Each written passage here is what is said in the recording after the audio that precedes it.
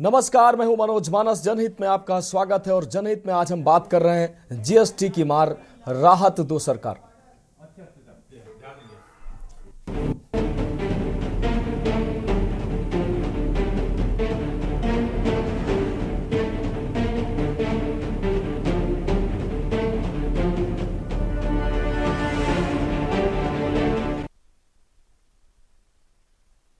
तो जीएसटी की मार, राहत दो सरकार। हाल ही में जीएसटी काउंसिल की 55वीं मीटिंग हुई है। इस मीटिंग में जीएसटी दरों को लेकर कई अहम फैसले लिए गए हैं। जीएसटी काउंसिल से ईवी यूज्ड कारों की जीएसटी दरों में भी बदलाव किया गया है। जीएसटी काउंसिल में सभी पुरानी और इस्तेमाल की हुई गाड़ियों, जिसमें इलेक्ट्रिक कार भी शामिल हैं, इस पर अब 18% जीएसटी लागू करने का फैसला लिया गया है। अभी तक पॉपकॉर्न पर कोई जीएसटी यानी कि कोई टैक्स नहीं लगता था, लेकिन अब इस बैठक में पॉपकॉर्न पर भी 3 तरह के टैक्स लगाने का फैसला लिया गया है। अब mixed ready to eat popcorn पर 5% जीएसटी लगेगा, लेवल वाले पॉपकॉर्न पर 12% जीएसटी लगेगा और कैरेमल पॉपकॉर्न पर 18% जीएसटी लगेगा। इसके अलावा जोमेटो और स्विगी जैसे बाकी फूड डिलीवरी फूड कंपनी के ऑर्डर पर जीएसटी रेट जो थे वो वैसे के वैसे हैं। हालांकि इस पर चर्चा हो रही थी कि इस पर रेट जरूर कम किए जाएंगे। वहीं स्वास्थ्य अगर बीमा की अगर बात करें तो 18% जीएसटी से मध्यम वर्ग परेशान है। सरकारी अस्पतालों में सुविधाओं की कमी के कारण लोग निजी अस्पतालों का रुख करते हैं। महंगे इलाज से बचने के लिए हेल्थ इंश्योरेंस का सहारा लेते हैं, लेकिन प्रीमियम पर भारी टैक्स लगता है। जीएसटी काउंसिल की बैठक में इसमें राहत की उम्मीद थी, लेकिन वो राहत फिलहाल नहीं मिली है। खाने पीने की चीजें हो या स्वास्थ्य से जुड़ी हुई चीजें, सभी पर टैक्स की मार से इसका सीधा असर जनता पर पड़ रहा है, लेकिन जनता को राहत कहीं से मिलती नजर नहीं आ रही। अब सवाल यह है कि मध्यम और निम्न वर्ग को प्रभावित करने वाली वस्तुओं पर सरकार जनता को राहत कब देगी। जीएसटी का तो देखिए कोई तुक ही नहीं बनता, क्योंकि जब आदमी नई गाड़ी लेता है तो तमाम तरीके के टैक्सेस वगैरह वो दे के आता ही है। और रीसेल पे अगर आप टैक्स लगाओगे तो फिर मेरी समझ से तो वो सही नहीं है। जीएसटी नहीं होना चाहिए इस पे। तो कहीं ना कहीं सरकार ने ये जो किया है, क्या सकता सही मानते हैं आप? नहीं, ये बिल्कुल गलत है, क्योंकि कस्टमर हमारा जो है वो ऐसे ही टैक्स की लायबिलिटियों में इतना फंसा हुआ है, और एक एडिशनल टैक्स अगर हम उसके ऊपर और डाल देंगे तो ये तो सही बात नहीं है। तो क्या कहना चाहेंगे सरकार? ये टैक्स नहीं लगना चाहिए। देखिए, ये जीएसटी लागू ही नहीं करनी चाहिए। जब एक मरते टैक्स दे करके, फुल टैक्स दे के आदमी गाड़ी बेचता है और फिर उसको दोबारा बेचने पे फिर एक गाड़ी 5-5, 7-7, 10-10 बार बिकती है और आदमी टैक्स ही देता रहेगा तो गाड़ी की वैल्यू से ज़्यादा तो टैक्स हो जाएगा। तो बहुत गलत कर रही है सरकार। कितना पैसे का कितना नाखुश है आप? हम 100% ना खुश हैं। कोई कस्टमर देता नहीं और इतना मार्जिन नहीं है, या तो इतना बढ़ा के बेचे, हम लोग जमा करें। कस्टमर ट्रांसफ़र के पैसे तो देता नहीं है। ट्रांसफ़र में भाई साहब जो वहाँ 300 रुपये आरटीओ की फीस है, वहाँ 2000-2500 रुपये रिश्वत दे के ट्रांसफ़र होता है। तो कहीं ना कहीं सरकार के माध्यम से क्या करना चाहिए? सरकार के माध्यम से एक तो ये आरटीओ की रिश्वतखोरी रोके और दूसरा ये जीएसटी बिल्कुल लागू नहीं करनी चाहिए। अभी जानकारी नहीं है प्रॉपर तौर से, तो इसमें दिक्कतें होगी कि इसको क्लियरफाइड करना मुश्किल होगा कि इसको क्या करेंगे। कोई भी अभी जानकारी इसके बारे में नहीं है। लागू होता तो क्या क्या दिक्कतें आप लोगों को हो जाएंगी? लागू होगी तो अब देखा जाएगा, लेकिन फाइनेंशियल प्रॉब्लम होगी काफ़ी। हम ये आपका बेना जहाबार पुलिस चौकी के बगल में ऑटो वर्ल्ड में रेहान भाई के पास आए थे यूज़ कार के लिए, लेकिन अभी पता चला हमें कि सरकार के नए नॉर्म्स आ गए हैं यूज़ कार के लिए कि यूज़ कार में भी 18% जीएसटी का है। तो इसमें सर 18% जीएसटी अगर हम देंगे, 1-2 लाख रुपए की गाड़ी ले रहे हैं, तो जो हमारे फर्स्ट ओनर होते हैं वो पहले ही से पे कर चुके होते हैं ऑलरेडी। सारे टैक्सेस देते हैं हम, टूल टैक्स है, रोड टैक्स है, इंश्योरेंस है, इतनी सारी लायबिलिटीज़ हैं। फिर हम यूज़ कार में भी गाड़ी की वो कीमत देते हैं जो गाड़ी की होती है। तो इसमें सरकार को सेकेंड ओनर से जीएसटी लेने का कोई तुक नहीं बनता है। कितना सही मानते हैं सरकार ने ये कार्य किया है? कितना सही मानते सर, गाड़ी जब रजिस्टर्ड होती है तो उस वक्त ये सारी चीज़ें पहले ही हो जाती हैं। जितने भी टैक्सेस होते हैं, जीएसटी है, इंश्योरेंस है, सारी चीज़ें। और हम भी अगर लेंगे तो हर साल मुझे इंश्योरेंस कराना ही कराना है, ठीक है, बाकी टोल टैक्स देना ही देना है। तो जब उन्होंने फर्स्ट ओनर से ले चुके हैं, ऑल टाइम टैक्स पेड लिख के आता है आरसी में, तो इसका क्या बनता है? तो आप बताइए। और इस विषय पर चर्चा के लिए हमारे साथ तमाम मेहमान जुड़े हुए हैं, उनका भी हम रुख करेंगे। उससे पहले हमारे संवाददाता अलग अलग जनपदों से जुड़े हुए हैं, सबसे पहले उनके पास आते हैं और जानते हैं।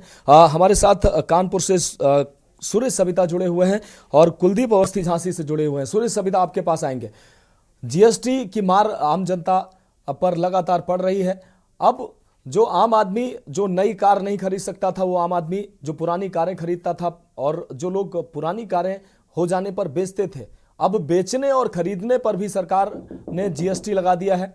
तो इस पर कार डीलरों का और जो सेकंड हैंड कार बेच रहे हैं शहर में, उनकी क्या प्रतिक्रिया निकलकर सामने आ रही है। स्वास्थ्य बीमा की भी बात करें तो 18% जीएसटी, भारी भरकम जीएसटी लग रही है, जिससे लोग जो हेल्थ इंश्योरेंस ले सकते थे वो उनकी पहुंच से हेल्थ इंश्योरेंस भी बाहर हो रहा है। सुरेश जी मनोज, मैं सबसे पहले देखिए आपको बता दें कि जिस तरीके से 55वीं जीएसटी बैठक हुई और कहीं ना कहीं मंत्री निर्मला सीतारमण जी का जो बयान है, उससे कहीं ना कहीं जो आम जनता वो बौखला से गई, क्योंकि कुछ लोगों को ये जो जीएसटी का मामला है पूरी तरीके से मनोज नहीं समझ में आ रहा है। अगर हम लोग बात करें जो पुरानी कार लेते हैं कार डीलर उनकी, तो उन लोगों में कहीं ना कहीं एक बहुत ज्यादा बेचैनी देखी जा रही है। लेकिन जो सबसे ज्यादा देखने वाली मनोज बात है वो ये होगी कि जो आम जनता है, जो एक वक्त की रोटी खाने को मोहताज है, वो इतनी ज्यादा जीएसटी कैसे पेड करेगी। लेकिन कहीं ना कहीं इस चीज को पेचीदे के साथ घुमा कर अगर बताया जाए मनोज, तो मामला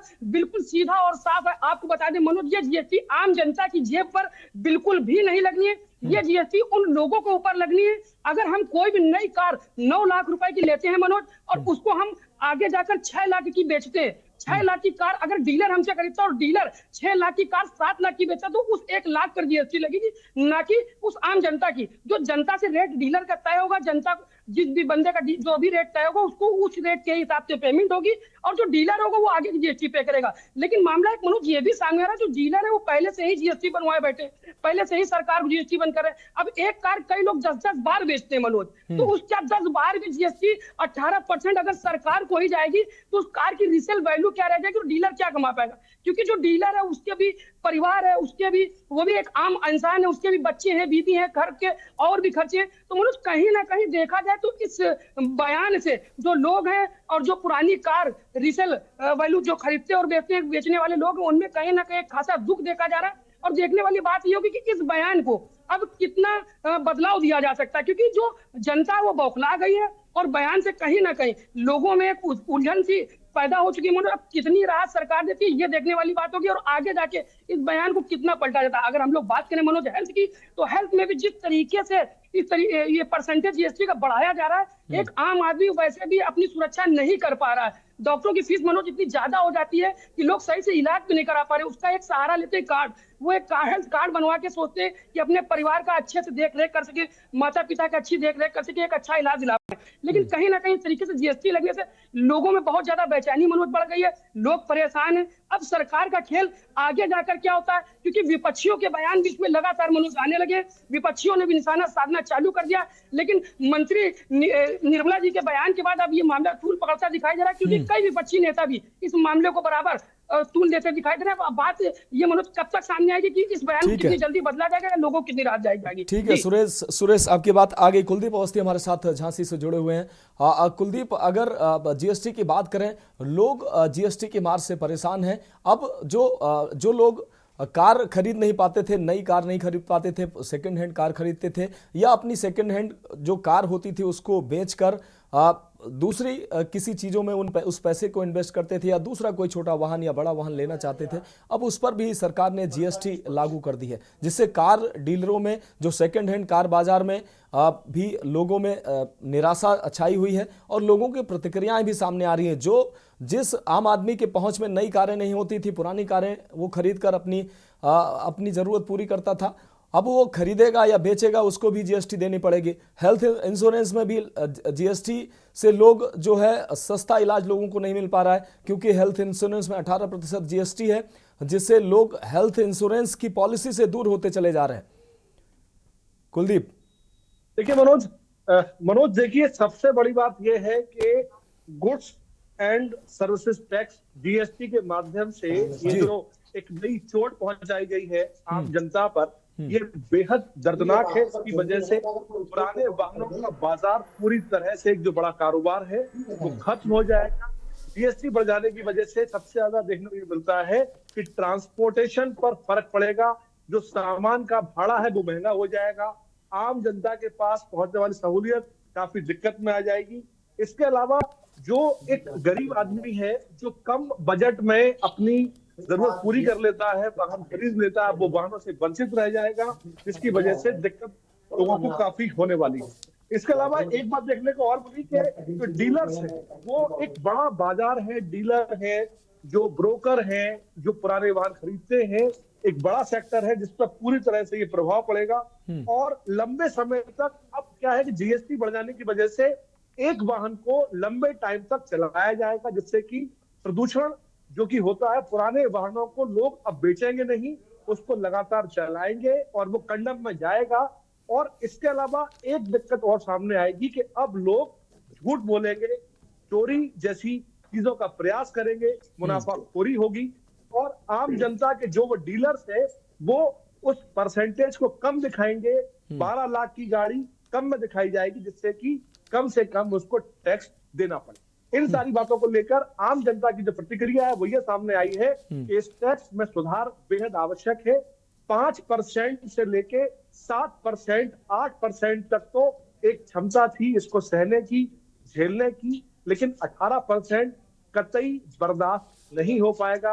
आम जनता बेहद परेशान हो जाएगी, एक बड़ा बाजार धड़ाम हो जाएगा और इस तरह के जो वाहन हैं उनको लंबे टाइम तक चलाने की वजह से प्रदूषण बढ़ेगा। अब बात करते हैं हम हेल्थ की। हेल्थ की तरफ एक जो बड़ी बात सामने आ रही है कि गवर्नमेंट की जो स्कीम है उसके माध्यम से आयुष्मान कार्ड है और आयुष्मान कार्ड का दुरुपयोग हो रहा है अब। और आयुष्मान कार्ड के दायरे में जो लोग नहीं आते वो लोग अपना हेल्थ इंश्योरेंस कराते हैं और यदि उसके अंदर भी परसेंटेज बढ़ाया जाएगा, जीएसटी बढ़ाई जाएगी, तो जो व्यक्ति अपना इंश्योरेंस कराते थे वो अब इंश्योरेंस से महरूम रह जाएंगे। क्योंकि हर आदमी के पास में एक छोटा बजट होता है। आदमी की जो कमाई है वो बढ़ नहीं रही और महंगाई लगातार बढ़ती जा रही है। ऐसे में उसके पास जो बजट है, जो पैसा है, उसको वो अपने हेल्थ इंश्योरेंस या हेल्थ पॉलिसीज में नहीं लगा पाएगा, जिसकी वजह से उसको दिक्कत होगी। इन सारी बातों पर एक बार मंथन बेहद जरूरी है।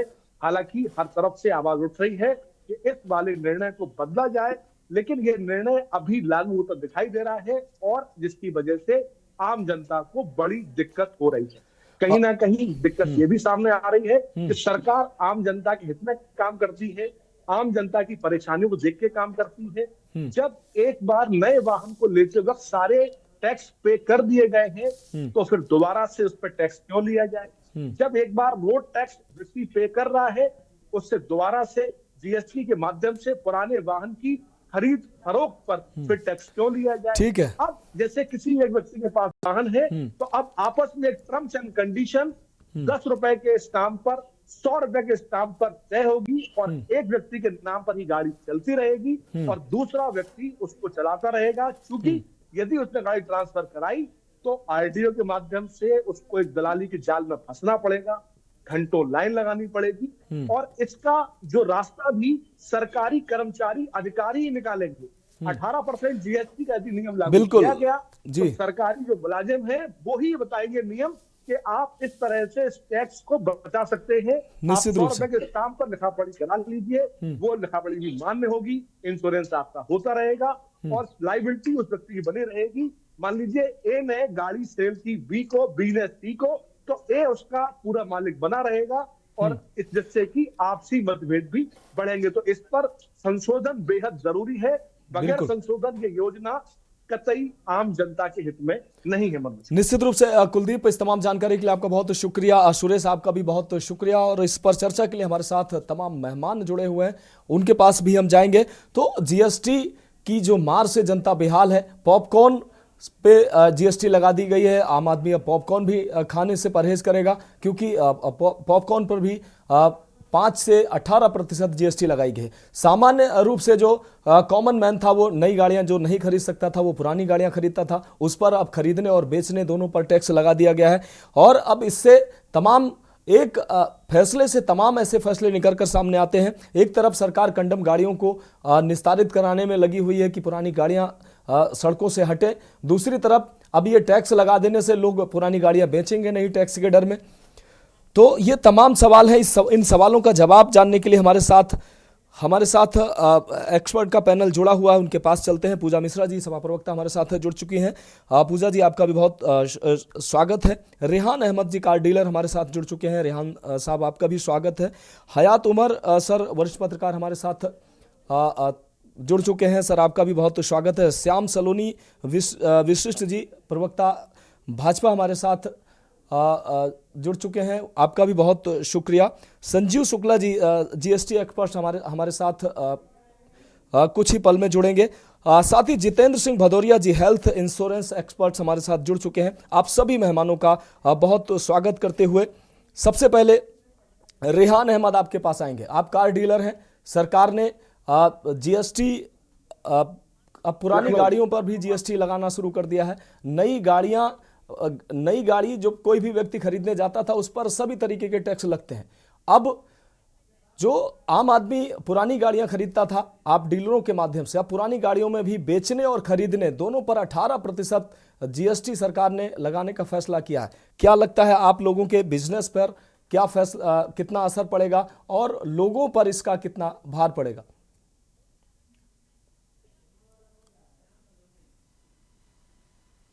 रेहान अहमद जी आप सुन पा रहे हैं हमें? रेहान अहमद जी अनम्यूट कर लीजिए अपने आप को,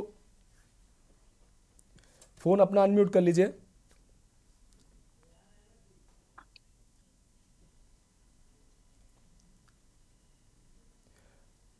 रेहान अहमद जी आपकी आवाज हमारे दर्शकों तक नहीं पहुंच पा रही है।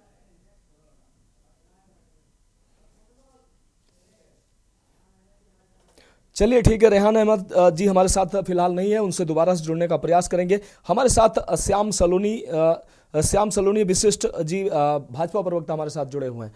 श्याम सलोनी सर, जीएसटी के रूप में सरकार आम आदमी पर लगातार बोझ बढ़ाती जा रही है। जिन चीज़ों पर जीएसटी नहीं होनी चाहिए उन चीज़ों पर भी जीएसटी लगाती जा रही है सरकार। आम आदमी की पहुंच से तमाम चीज़ें दूर होती चली जा रही हैं।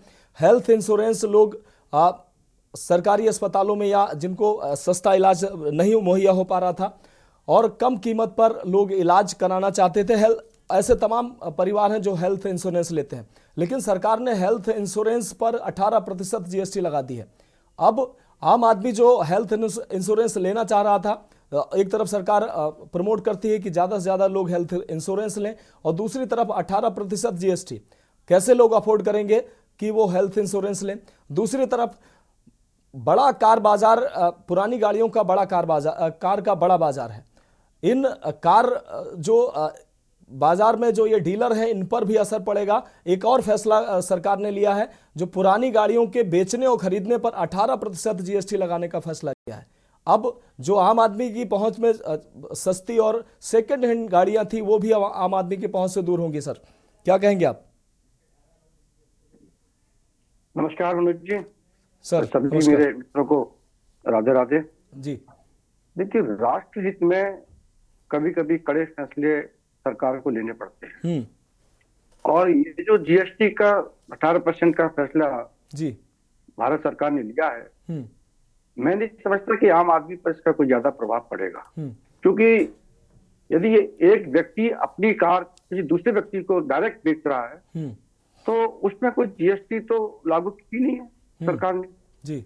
आप उद्योग चला रहे हैं अपना और उद्योग चला करके उसके रूप में गाड़ी खरीद करके फिर वहां आप खरीद फरोख्त करते हैं, तो आपने कितनी महीने में इनकम की, कितना आपको लाभ हुआ, तो उसमें से थोड़ा तो भारत सरकार को राष्ट्र के प्रति आपको समर्पित करना चाहिए। वो जीएसटी के रूप में सरकार व्यापारियों से लेती है, तो मैं नहीं समझता कि इसमें कोई बुराई है। भाई व्यापारियों से ही देश चलता है। लेकिन तमाम प्रदेश की सरकार है मनोज जी, तमाम प्रदेश की सरकार है जो आजकल मुफ्त की रेवड़ियां, ठीक है सर, मैं जीएसटी को बुरा नहीं कह रहा हूं, लेकिन वो कार डीलर पर जो जीएसटी का भार पड़ेगा वो आखिर जनता पर आएगा या नहीं आएगा? कार डीलर किससे पैसा वसूलेगा?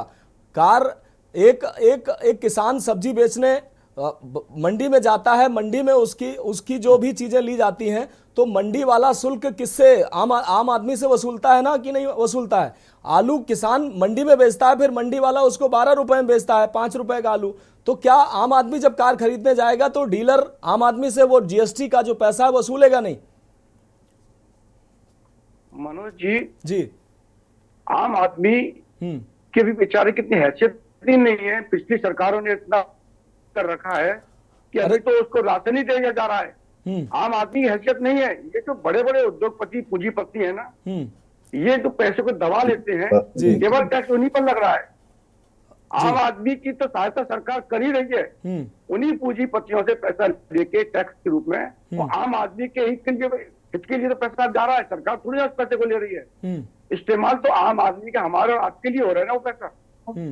इसीलिए मैं नहीं समझता कि इस टैक्स में ज्यादा आम आदमी को कोई आपत्ति होगी। हाँ, आपत्ति है तो जो यूज कार का इस्तेमाल करते हैं, जो ट्रू वैल्यू करके अपनी बैठे हुए हैं, वहां उनको आपत्ति आ सकती है कि कुछ ग्राहक कम आएंगे, उन्होंने कोई गाड़ी ली तो भाई इसमें थोड़ा मार्जिन कम हो जाएगा। ऐसा तो है नहीं कि जिस मैंने डिसीजन ले लिया कि मुझे गाड़ी लेनी है, तो जो गाड़ी मैंने 8 लाख की लेनी है मुझे तो 8.5 की पड़ेगी, 9 की पड़ जाएगी। तो जिस पर पैसा है, जिस पर लेनी है, उसका फर्क नहीं पड़ेगा। आम आदमी जो सब्जी बेचने जा रहा है, जो बेचारे पर साइकिल तक नहीं है, उसको सरकार सुविधा मुहैया कराएगी ना। सरकार का उद्देश्य क्या है कि अंतिम पंक्ति तक जो व्यक्ति जिसको कोई सुविधा नहीं मिल रही है, तो सुविधाएं तो हमारे और आपके माध्यम से सरकार चलेगी। देश को चलाना तो टैक्स से ही होता है ना, आदिकाल से चला आ रहा है। सरकार थोड़ी ना पैदा करती है। चलिए सर, सुविधा मुहैया कराती है। श्याम सर आपके पास आते हैं, हो सकता है हम समझ नहीं पा रहे हैं। छूट देती है सरकार, उस पर टैक्स में भी छूट देती है, तो सरकार आपको सुविधा मुहैया कराती है जिससे आपका व्यापार बढ़े। ठीक है, व्यापार बढ़ेगा तो आपको इसका टैक्स देना चाहिए, इसमें बुराई क्या है? ठीक है, हो सकता है सर, श्याम सर हम समझ नहीं पा रहे हैं। हम पूजा जी से समझना चाहेंगे। पूजा जी, एक किसान सब्जी मंडी में सब्जी 5 रुपए किलो आलू बेच के जाता है, वही आड़ती जो कार डीलर को आप ले लीजिए, वही आड़ती जो कंज्यूमर को, आम उपभोक्ता को 12, 15 या 20, 25 रुपए में आलू बेचता है। तो क्या वो जो मंडी में आड़ती बैठा हुआ है, वो पैसा किससे वसूल रहा है? आम जनता से ही वसूल रहा है, जो उसके पास ग्राहक जा रहा है। कार डीलर ऐसा तो है नहीं कि कार खरीद के अपने पास रखेंगे, बेचेंगे, वो जनता को ही बेचेंगे ना, तो उसका असर जनता को नहीं पड़ेगा क्या? आपको नमस्कार मनोज जी, और साथी प्रवक्ताओं को भी नमस्कार। मुझे लगता है कि श्याम जी को ये आइडिया नहीं है कि कार जो सेकंड हैंड खरीदते हैं ना, वो आम जनता ही खरीदती है। अब देखिए, अगर पहली बात तो कार भाई मैंने भी रखी हुई थी। जब पहली मेरी कार थी, मेरा उससे इतना अटैचमेंट था कि क्योंकि मैंने पहली कार ली थी, जब मुझे बेचने की बारी आई तो सेकंड हैंड में बेच रही थी, तो मुझे उतना पैसा नहीं मिल रहा था जितना मुझे लग रहा था उसका मिलना चाहिए था, क्योंकि मैंने उसको काफी सालों तक रख लिया था अटैचमेंट के चक्कर में। बाद में वो चली गई, बाद में जब कोई खरीद भी रहा था तो हुआ या तो इसको रिन्यू कराइए या तो ये स्क्रैप में जाएगी। तो मुझे फील हुआ कि रिन्यू कराने में इसमें इतना पैसा लग जाएगा कि मैं अफोर्ड नहीं कर सकती हूँ। ये अच्छा है कि स्क्रैप में जाकर के जितना मुझे मिल जाए वो ज्यादा सही रहेगा। ये मिडिल क्लास इंसान का, छोटी कार थी मेरी, उस पे जी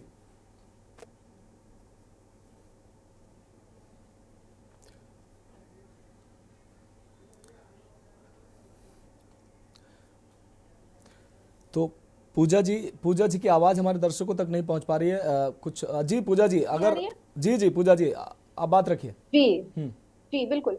तो ये कह रहे हैं कि जो है सेकंड हैंड कार जो व्यक्ति बेचता, पहले बात तो ये जान लीजिए कि जो आप कह रहे हैं ना, इंडिविजुअल टू इंडिविजुअल आप मार्केट में जाकर के मिलता नहीं है। और जो आप कह रहे हैं ना रजिस्टर्ड, अभी इन्होंने बोला कि सेकंड हैंड कार वो पे इन्होंने क्यों लगाई है जीएसटी। पहली बात तो जो होते हैं, जो वेंडर्स रहते हैं, वो रजिस्टर्ड रहते ही है। उसके बाद में आपको पता है भारत देश में 1.2 मिलियन का जो है मार्केट है, ये प्रति ईयर का मार्केट है सेकंड हैंड कारों का। और सरकार को लगा अरे ये तो यहाँ पे जीएसटी लगानी चाहिए। ऐसा नहीं कि वो जीएसटी पे नहीं करे, क्योंकि जो कार खरीदा है उसने लगभग 36.5% की जीएसटी पे की हुई है। जो सेकंड हैंड कार ले रहा है, जिसको भी कहते हैं कि वो ऐसा नहीं कि डायरेक्टली रहता, जो डीलर्स होते हैं बीच के, वो जो ले रहे होते हैं वो भी रजिस्टर्ड होते हैं, वो भी जीएसटी पे कर रहे होते हैं। अब आप चाह रहे हैं कि वो जो 5% बीच में 18% और बढ़ा दिया जाए, उसका जो बेच रहा है वो किससे लेगा? डीलर मुझसे ही लेगा, या फिर जो खरीदेगा उसी से लेगा। ये मिडिल क्लास के या लो क्लास के लोग ही इसको खरीदते हैं। अमीर तो नहीं, अमीर को थोड़ी जरूरत है ये। अमीर तो जाएगा सीधा सीधा जो है गाड़ी खरीदेगा, नई गाड़ी खरीद लेगा, उसके वहां पे रखा रह जाएगा। वो नहीं चाहेगा कि जाएगा सेकंड हैंड खरीदेगा या निश्चित रूप से इसको समझेंगे। संजीव शुक्ला जी का इंतजार कर रहे थे। संजीव शुक्ला जी आ चुके हैं। पूजा जी, एक ब्रेक का यहाँ वक्त हो चला है और ब्रेक के बाद हम संजीव शुक्ला जी जीएसटी एक्सपर्ट हमारे साथ जुड़े हुए हैं, संजीव जी से समझेंगे, और हयात उमर सर हमारे साथ वरिष्ठ पत्रकार जुड़े हुए हैं, हयात सर से समझेंगे कि आखिर मध्यम वर्ग और निम्न वर्ग क्या पॉपकॉर्न इस्तेमाल नहीं करता, सेकेंड हैंड गाड़ियों को इस्तेमाल नहीं करता है, हेल्थ इंश्योरेंस इस्तेमाल नहीं करता, इन सब पर 18% जीएसटी है। साथ ही हमारे साथ हेल्थ इंश्योरेंस एक्सपर्ट भी जितेंद्र जी हैं, उनसे भी जानेंगे। फिलहाल एक ब्रेक का वक्त है, तो ब्रेक के बाद हमारी खास पेशकश में एक बार फिर से आपका स्वागत है। हम बात कर रहे हैं जीएसटी की मार राहत दो सरकार। हमारे साथ खास पैनल जुड़ा हुआ है, सीधे चर्चा पर आते हैं। संजीव शुक्ला जी जीएसटी एक्सपर्ट हमारे साथ जुड़े हुए हैं। संजीव जी, तमाम चीज़ों पर सरकार जीएसटी लगाती है, लेकिन तमाम ऐसी चीज़ें होती हैं जिनसे जनता का सीधा सरोकार होता है। आम जनता, निम्न वर्ग इससे जुड़ा होता है और उस पर इसका खासा प्रभाव भी पड़ता है। अभी हाल ही में सरकार के द्वारा जो फैसला लिया गया है 55वीं जीएसटी बैठक में कि सेकेंड हैंड जो कारें हैं उनको खरीदने और बेचने पर 18% जीएसटी लगाने की बात कही गई है। क्या इस फैसले से जनता सीधा तौर पर प्रभावित होगी या नहीं होगी, एक तो ये आपसे जानना चाहेंगे। दूसरी बात, हेल्थ इंश्योरेंस में सरकार 18% भारी भरकम जीएसटी ले रही है। एक तरफ सरकार स्वास्थ्य का सस्ता और सुलभ स्वास्थ्य उपलब्ध कराने की बात करती है, दूसरी तरफ भारी भरकम जीएसटी। तो क्या निम्न वर्ग पर इसका असर पड़ता नजर आ रहा है या नहीं पड़ रहा है? सर मनोज जी नमस्कार। सर नमस्कार। इसमें सबसे पहली चीज ये हमारा मानना है कि कोई भी कर अगर सरकार लगाती तो उस कर का सीधा प्रभाव जनता पर पड़ता है। अब ये जैसे जीएसटी लगाई गई यूज्ड कार पे, तो इसका भी सीधा असर जनता पे पड़ने वाला है जी। जाहिर सी बात है। अभी जो चीजें देख के आई, जो मैंने अभी पढ़ा, जो 55वीं जीएसटी की मीटिंग में कहा गया माननीय वित्त मंत्री सीतारमण जी द्वारा, कि जो यूज कार होंगी वो उनपे उन्होंने कहा जैसे कोई बेच रहा, अगर बेचने वाला व्यक्ति मान लीजिए कंपनी खरीद रही, यहाँ पर स्पष्ट किया गया है अभी, लेकिन डॉक्यूमेंट जब पूरे आ जाएंगे तब हम लोग बोल पाएंगे जी। लेकिन अभी जो प्रारंभ फसाई जो चीजें दिख रही हैं उसमें ये चीजें दिख रही हैं कि जो मान लीजिए कोई व्यक्ति किसी कंपनी को कार बेच रहा, उसने मान लीजिए 4 लाख की अपनी पुरानी कार बेची किसी ट्रू वैल्यू, तो ट्रू वैल्यू ने क्या किया, उसको मॉडिफाइड किया, उसको पेंट किया, उसको और थोड़ा सा रेनोवेट किया, और रेनोवेट करने के बाद उस 4 लाख की गाड़ी को मान लीजिए 5.5 लाख जी। तो बीच का डिफरेंस आया 1.5 लाख। उस 1.5 लाख के डिफरेंस पे सरकार कह रही है कि 18% की जीएसटी हम लेंगे। तो जो 18% की जीएसटी आ रही है उस 1.5 लाख पे आ रही, पहले तो ये क्लियर है। लेकिन अब ये सारा डॉक्यूमेंटेशन हो जाए तब इस चीज को स्पष्ट रूप से हम लोग कह पाएंगे कि उस जो बीच का मार्जिन है, जो बेची गई कार और फिर आगे बिक्री की गई कार का जो बीच का मार्जिन, यानी जो 1.5 लाख का मार्जिन है, वो अगर उस पर जीएसटी ले रही तो वो चीज है। लेकिन जहां तक आपने पूछा मनोज जी कि इसका सीधा प्रभाव क्या हमारे उपभोक्ता पे पड़ेगा, तो जाहिर सी बात है पड़ेगा। जैसे मान लीजिए 4.5 की कार है तो 18% अतिरिक्त लगा के वो बेचेगा। अब मान लीजिए वो उसने 5.5 की बेची तो 18% और जोड़ के, यानी वो मार तो अल्टीमेटली जनता पे पड़ने वाली है, उससे जनता बचेगी। ये जाने ठीक है। शुक्ला जी, जैसा कि आपने बताया 1.5 लाख रुपया उसने रेनोवेट किया, 4 लाख की कार खरीदी, उसने रेनोवेट में भी कुछ खर्चा किया होगा, वो खर्चा उसका क्या उसके लाभ में जोड़ा जाएगा? अगर लाभ में ये चीज वही मनोज जी मैं कह रहा था, ये चीजें स्पष्ट नहीं। अब वो रेनोवेशन में उसने खर्चा किया ना, पूरा तो प्रॉफिट नहीं है उसका। बिल्कुल भाई, मान लीजिए डेंट था कहीं पर कार में, उस डेंट को सही करने के लिए उस पे खर्चा किया उस पर्टिकुलर कंपनी ने जी, उसके बारे में कुछ अभी बताया नहीं गया है, तो अभी अस्पष्टता का पूरा मंजर दिख रहा है। तो ऐसे में कोई चीज एकदम क्लियरली कर देना, लेकिन ये चीज एकदम स्पष्ट है कि मार उस मध्यम वर्गीय पर ही पड़ने वाली है जो यूज्ड कार को खरीदने। एक और सवाल संजीव सर, जिस तरीके से यूज्ड कार किसी कंपनी ने या किसी डीलर ने खरीदी, अब वो यूज्ड कार वो जनता में ही बेचेगा, कस्टमर को ही बेचेगा। जब वो कार पब्लिक को बेचेगा तो वो उस लागत को क्या उसमें शामिल नहीं करेगा जो उससे वसूली गई है, वो भारतीय जनता पे नहीं पड़ेगा, शामिल करे। वही तो मैं कह रहा हूँ, ये अल्टीमेटली बोझ किस पे पड़ा? जो कार उस हमारे मध्यम वर्गीय उपभोक्ता को 5 लाख में पड़ती, 5.5 लाख में पड़ती, वो यूज कार अब बिकेगी 6 लाख। ठीक है। अल्टीमेटली तो जाहिर सी बात है, बोझ तो जनता पे पड़ा, निश्चित रूप से। सरकार ने अपने कमाने के चक्कर में जनता पे बोझ डाला है, इसमें कोई दो राय नहीं। ठीक है सर। संजीव सर आपके पास आते हैं। जितेंद्र सिंह भदौरिया जी हमारे साथ हेल्थ इंश्योरेंस एक्सपर्ट जुड़े हुए हैं। जितेंद्र सर, हेल्थ इंश्योरेंस पर 18% जीएसटी सरकार ले रही है। हेल्थ इंश्योरेंस मतलब एक तरफ स्वास्थ्य सेवाओं को बेहतर करने की बात सरकार कर रही है, लोगों को जिनको सुलभ स्वास्थ्य नहीं मिल पा रहा है, सरकारी व्यवस्थाओं को लाभ नहीं मिल पा रहा है, वो चाहते हैं, वो आम निम्न वर्ग और मध्यम वर्ग का व्यक्ति चाहता है कि वो छोटा सा एक हेल्थ इंश्योरेंस ले, ताकि वक्त विपत्ति पर उस इंश्योरेंस में उसका इलाज हो सके, उसकी फैमिली सिक्योर हो सके। लेकिन अब सरकार ने 18% जीएसटी इस पर लगा दी है, तो आम आदमी की पहुंच से अब हेल्थ इंश्योरेंस भी दूर हो रहे हैं, उसका भी लाभ आम आदमी नहीं ले पा रहा है। जितेंद्र जी सर, एक्चुअली में जी जो सरकार ने ऑलरेडी 18% जीएसटी हम लोग शुरू से ही दे रहे थे हेल्थ इंश्योरेंस पे। अभी गवर्नमेंट ने ऑलरेडी हम लोगों को सभी को ओपन कर दिया है कि हमारे आयुष्मान भारत के कार्ड के लिए, तो मोस्टली पब्लिक तो हमारा आयुष्मान भारत के कार्ड का ही बेनिफिट ले पा रही है। ठीक है। और जो इंश्योरेंस, अगर हम हेल्थ इंश्योरेंस की बात कर रहे हैं, तो ये कोई बेनिफिट पॉलिसी नहीं थी हमारी, इससे ये उसके लिए ही अप्लीकेबल होती है जो अपनी फैमिली को थोड़ा सा एक बेहतर सुविधा देना चाहता है। ठीक है, बेहतर सुविधाओं के लिए एक हेल्थ इंश्योरेंस का प्रावधान होता है जो हर आम आदमी लेता है और उससे जाकर के वो बेहतर इलाज की तरफ जा सकता है। तो वहां के लिए तो सर हम नहीं कहेंगे कि जो 18% जीएसटी है, अभी उन्होंने कहा था कि हम 5 लाख रुपए वालों के लिए सिर्फ आपको इसको हटाएंगे, बट अभी वो भी उन्होंने स्टॉप कर दिया कि कुछ भी नहीं हटा रहे हैं। तो इसका तो सर कोई बहुत ज्यादा असर नहीं पड़ेगा हमारी इंडस्ट्री पे, इसके लिए कि वो हमारे कुछ नए कस्टमर्स या कुछ ऐसे भी हमारे आएंगे। जितेंद्र सिंह सर, आपकी इंडस्ट्री पर फर्क पड़े ना पड़े, हमारा सीधा सवाल है कि जनता पर फर्क पड़ेगा नहीं पड़ेगा? क्या आम आदमी जो हेल्थ इंश्योरेंस सोचता है ले सकते हैं? क्योंकि आयुष्मान कार्ड सबके नहीं बने हैं। तमाम ऐसे लोग आज की अभी की मैं डेट में बता रहा हूं कि जो पात्र हैं वो अभी भी भटक रहे हैं। तमाम लोग हैं, वो आयुष्मान कार्ड नहीं बन पाए उनके, तमाम लोग हैं। कहीं 5 परिवार के 5 सदस्यों का नियम है, 6 सदस्यों का नियम है, कहीं 70 साल की उम्र की सीमा का, औसत उम्र देश की 68 साल है और 70 साल की उम्र को वो आयुष्मान कार्ड का लाभ दिया जा रहा है। खैर मैं उस पर नहीं आना चाहूंगा, लेकिन जो लोग आयुष्मान कार्ड का लाभ नहीं ले पा रहे हैं, वो सोचते हैं छोटी सी इनकम में हम हेल्थ इंश्योरेंस ले लें, तो क्या जीएसटी का उन पर असर नहीं पड़ेगा?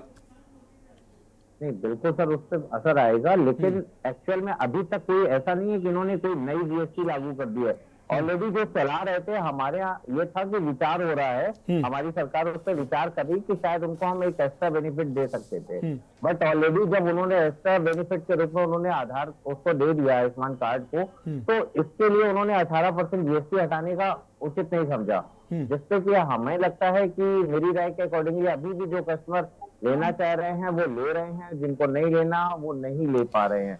उसका कोई फर्क नहीं पड़ेगा अभी मार्केट पे सर, ना आम आदमी की जनता पे, क्योंकि इस पे कोई रिटर्निंग नहीं होती है जीएसटी में आपको। ठीक है, जो भी आदमी हेल्थ इंश्योरेंस पॉलिसी लेता है उससे कोई पैसा वापस नहीं होता, पूरा ही उसका क्लेम होता है, अगर कभी भी उससे इन फ्यूचर क्लेम हुआ तो। लेकिन जितेंद्र जी, कम से कम 5 लाख का कवर अगर सरकार दे रही है आम आदमी को, तो 5 लाख तक सीमा वालों को तो जीएसटी से मुक्त रखना चाहिए नहीं रखना चाहिए? इसका ही विचार किया है गवर्नमेंट ने, जिस हिसाब से सीतारमण जी ने दिया हुआ है ऑलरेडी स्टेटमेंट, तो कुछ ना कुछ उन्होंने ठीक है। जितेंद्र सर आपके पास आते हैं। हयात उमर सर हमारे साथ जुड़े हुए हैं। हयात सर, आखिरी में आपके पास इसलिए हम आ रहे हैं ताकि आप सबको आप सुन सकें और उस पर एक हमें एक रास्ता दे सकें कि क्या जीएसटी एक्सपर्ट को आपने सुना, उन्होंने साफ तौर पर कहा कि ये जो फैसले हैं सरकार के वो जनता पर सीधे तौर पर असर डालने वाले हैं। आम आदमी की पहुंच से जो अब सेकेंड हैंड कारों की हम बात कर रहे थे वो भी उस पर असर पड़ेगा, हेल्थ इंश्योरेंस का भी असर पड़ेगा, पॉपकॉर्न पर भी 5 से 18% जीएसटी लगा दी गई है। अब श्याम सलोने सर कहेंगे कि आम आदमी खैर खाता ही नहीं है पॉपकॉर्न, क्या कहेंगे सर आप? आप सरकार के इन फैसलों पर सीधा जनता प्रभावित हो रही है, नहीं हो रही है? जो बैठक थी जीएसटी काउंसिल की सर, उसमें एक सबसे बड़ी उम्मीद हेल्थ इंश्योरेंस के पर जो 18% जीएसटी लगता है उसमें कटौती को लेकर के थी। ये सबको, पूरी इंडस्ट्री को उम्मीद थी जी, और आम आदमी को भी उम्मीद थी। आप समझिए, पहले आज तारीख में 5 लाख रुपए का हेल्थ इंश्योरेंस कोई मायने नहीं रखता है। बिल्कुल ये फैमिली फ्लोटर अगर आप प्लान लेते हैं तो कम से कम आपको एक जो आपका इंश्योरेंस एडवाइजर है जो आपको एडवाइस करता है, वो कहता है कम से कम आप 10 लाख रुपए का लीजिए।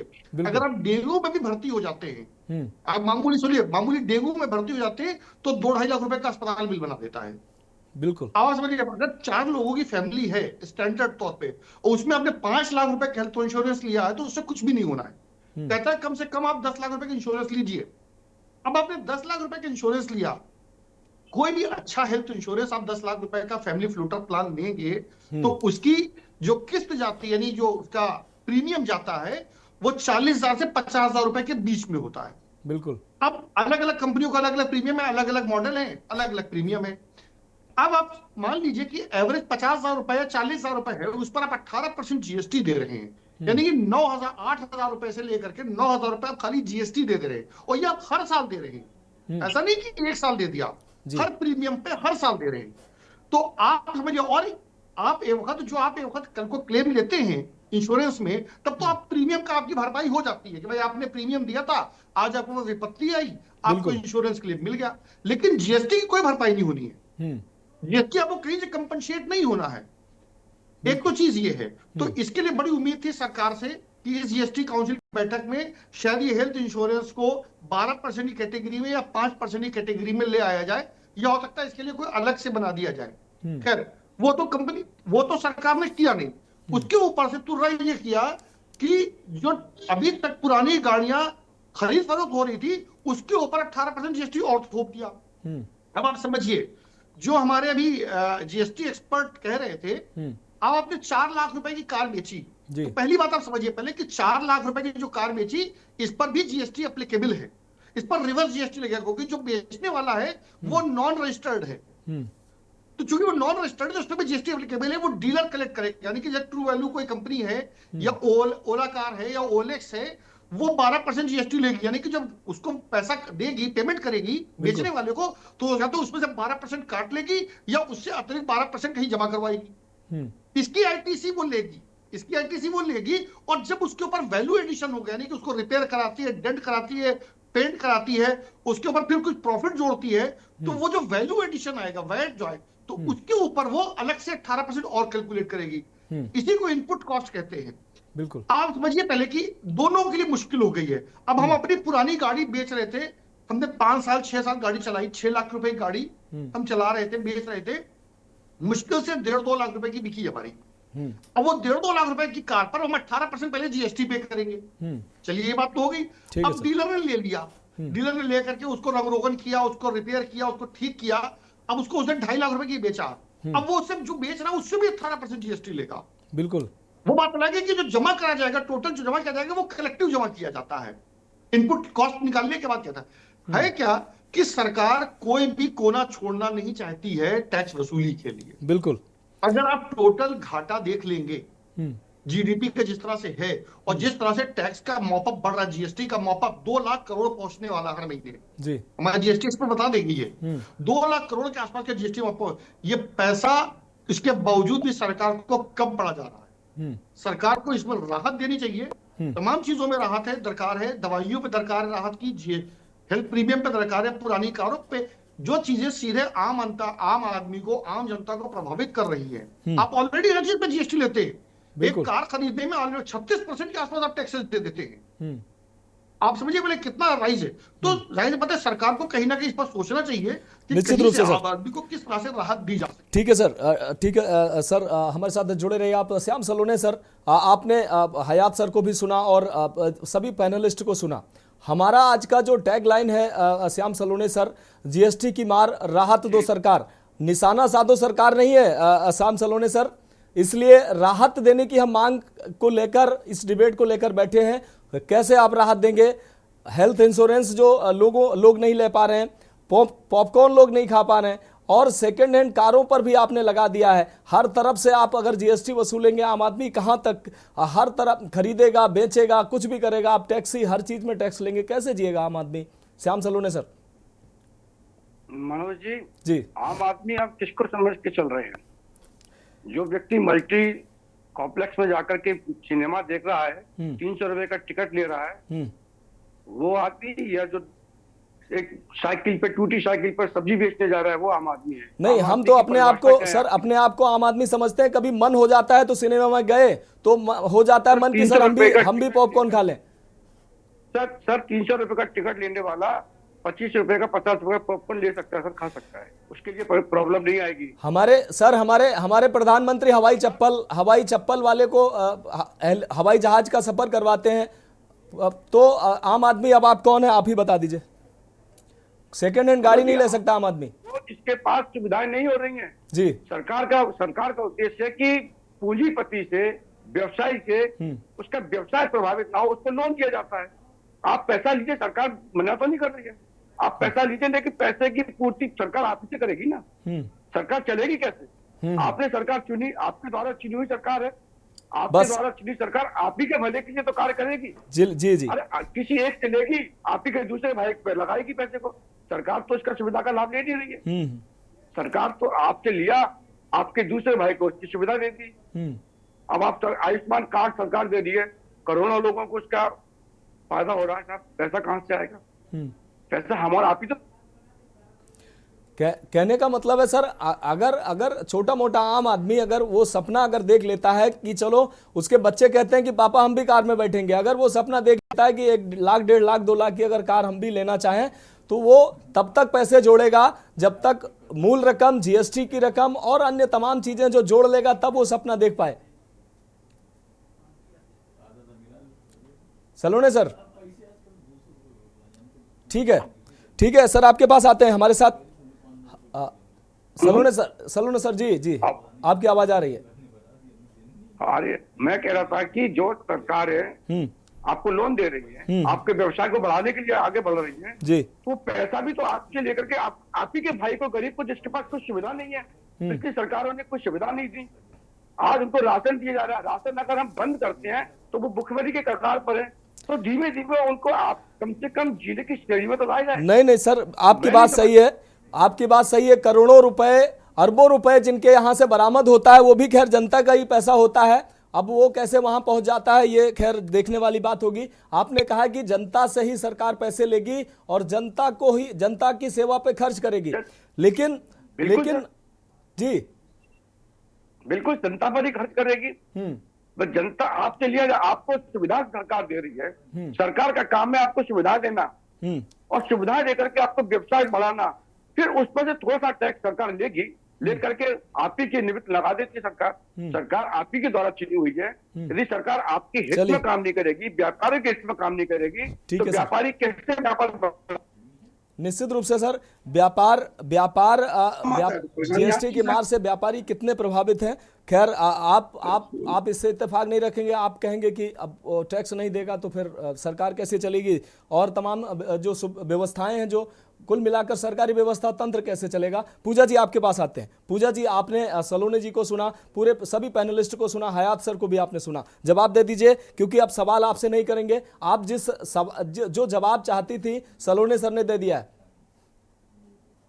मनोज जी, पहली बात तो आपके चैनल को बहुत बधाई, आपका चैनल हमेशा बहुत अच्छा मुद्दा उठाता है। अभी जो है मैंने सबकी बातों को सुना, मेरा कंसेप्ट भी काफी क्लियर हो गया कि जो ओल्ड सेलिंग कार पे जो टैक्सेस लग रहा है, ये बात तो बिल्कुल तय बात है कि जो इम्पैक्ट पड़ने वाला है वो तो पड़ने वाला मिडिल क्लास पे ही है। पहली बात तो मैं जो है भाजपा के प्रवक्ता को ये क्लियर कर दूं, इन्होंने बोला कि 80 करोड़ लोगों को, जनता को हम जो है राशन दे रहे हैं, अगर हम राशन नहीं देंगे तो भुखमरी के कगार पे आ जाएंगे। तो आप ये तय कर लीजिए कि आपने बहुआयामी मापदंड ला करके जो 25 करोड़ लोगों को आप क्लेम करते हैं कि बीपीएल लाइन से बाहर निकाला है, मतलब गरीबी रेखा से बाहर किया हुआ है, वो कहाँ तक सही है। हालांकि वो अपने पर कैपिटा इनकम नहीं बढ़ाया हुआ है, और ये इनको समझ में नहीं आ रहा है कि ये मिडिल क्लास की ही है, इवन लोअर मिडिल क्लास है। जो मिडिल क्लास होता है, मिडिल क्लास में भी middle class, upper middle class, lower middle class होता है। तो जो सेकेंड हैंड कार खरीदते हैं वो मिडिल क्लास है, वो लोअर मिडिल क्लास है, और लोअर मिडिल क्लास भी जाता है मूवी देखने के लिए। ये गलती नहीं है इनकी। आपको पता है कि हमारी फाइनेंस मिनिस्टर कहते हैं कि अगर प्याज महंगा होता है तो क्या कोई बात नहीं, हम प्याज नहीं खाते हैं। तो जैसे इन्होंने बोला कि पॉपकॉर्न कौन खाता है, जब बताइए कि वित्त मंत्री वो ये समझा रही हो 55 जो है आपका जीएसटी मीटिंग में ये समझा रही हो कि कैरेमलाइज जो पॉपकॉर्न होता है वो स्वीट होता है, ठीक है। तो जैसे होता नहीं, तो वाकई में अंग्रेजों के जमाने पे नमक पे लगा था ना टैक्स, की नमक पे टैक्स लग के रहेगा, तो अब इन्होंने लगा दिया मीठा पे टैक्स कि भाई वो क्योंकि उसमें स्वीटनर पड़ा हुआ स्वीट हो रहा है इसलिए उस पे मिठाई वाला टैक्स पर लगेगा। ये आम जनता पर ही मार है। ठीक है, ये मैं आपको ठीक है पूजा जी। जी पूजा जी, श्याम सर जवाब देना चाह रहे हैं, वो जवाब दे देते हैं, फिर हम संजीव शुक्ला जी के पास आएंगे। श्याम सर जवाब देना चाह रहे हैं, दे दीजिए, क्या कहेंगे आप?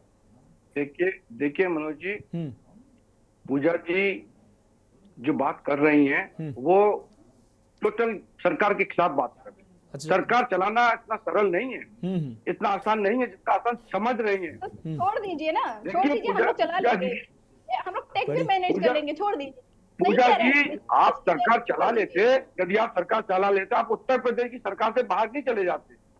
ये जनता किसी को अपना रहनुमा चुनती है तो उस पर विश्वास करती है। आप पर 4 बार विश्वास किया उत्तर प्रदेश की सरकार ने। हम तो भारत की सरकार की चलाने की बात कर रहे हैं, आपने उत्तर प्रदेश की सरकार ने, उत्तर प्रदेश की जनता ने 4 बार विश्वास। श्याम सर क्या विश्वास करें हम? जीएसटी हटेगी, इन आम सुविधाओं पर जीएसटी हटेगी, विश्वास करके बैठ जाएं? देखिए मनोज सर, मैं आपको बता दूं, यदि कहीं भी जनता को तकलीफ होगी, चाहे व्यापारी वर्ग हो या आम जनता हो, तो सरकार पुनर्विचार करेगी। निश्चित तौर पर किसी का अहित नहीं होगा, ये मान लीजिए, और बहुत जल्दी इसके डिसीजन होंगे। यदि कहीं भी लगेगा कि मेरा व्यापारी वर्ग परेशान है, उनको असुविधा हो रही है, उनको कहीं ना कहीं इसमें हानि हो रही है, सरकार पुनर्विचार करेगी और व्यापारियों को राहत भी देगी। पक्का मान के चलिए, सरकार जनहित के लिए कार्य कर रही है, निश्चित रूप से। ठीक है श्याम सर, बात आ गई आपकी। श्याम सर बात आ गई आपकी। हमारे साथ संजीव शुक्ला जी जुड़े हुए हैं। संजीव शुक्ला जी, एक छोटी सी प्रतिक्रिया आपसे। संजीव शुक्ला जी, एक तरफ सरकार कह रही है कि हम पुराने वाहनों को सड़कों से हटाया जाना चाहिए, प्रदूषण बढ़ रहा है, स्क्रैप पॉलिसी लेकर आ रही है। दूसरी तरफ अब जब सरकार पुराने वाहनों पर टैक्स बढ़ाने जा रही है खरीदने और बेचने पर, तो क्या सड़कों पर ये पुराने वाहन अब लंबे समय तक रहेंगे? स्क्रैप पॉलिसी जो सरकार की है वो अपने आप में सवालों के घेरे में है। दूसरी बात, जो प्रदूषण की बात सरकार करती है इन वाहनों से, वो भी सवालों के घेरे में है। संजीव सर अनम्यूट कर लीजिए अपने आप को, फोन अपना अनम्यूट कर लीजिए सर। सर आपकी आवाज दर्शकों को नहीं मिल पा रही है, फोन अपना अनम्यूट कर लीजिए।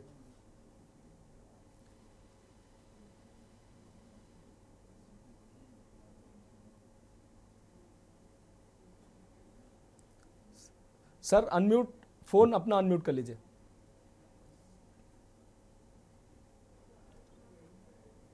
सर हमारी टीम आपको एक रिक्वेस्ट भेज रही है, उसको आप क्लिक कर दीजिए। हेलो जी आपकी बात आ गई जी।